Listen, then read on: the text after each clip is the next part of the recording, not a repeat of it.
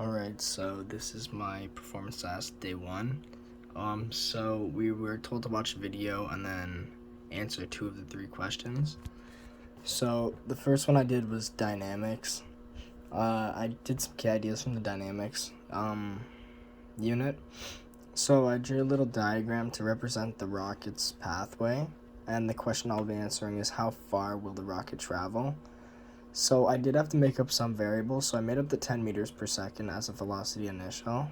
And then what I had to do was, since it's multiple motion, since the rocket's going horizontally and vertically, I had to make a triangle. And then I had to use the angle that the rocket went on, solve for the horizontal distance.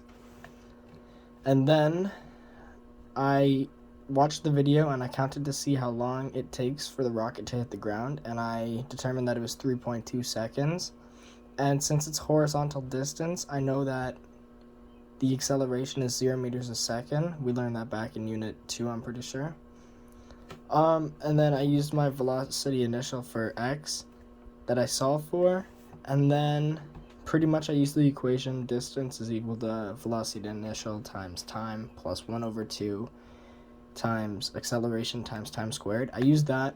I plugged in the numbers. Since a is 0, this side canceled out.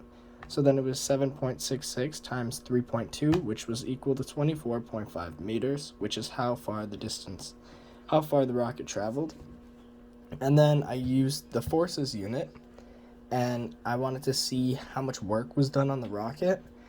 So I said that if a force of 50 newtons was applied on the rocket, how much work was done on the rocket.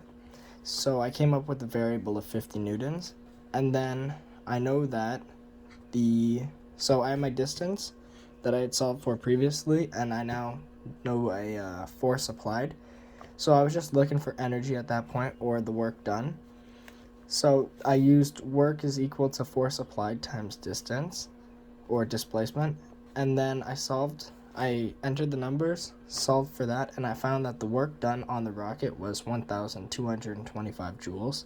And then I drew a little free body diagram of the rocket.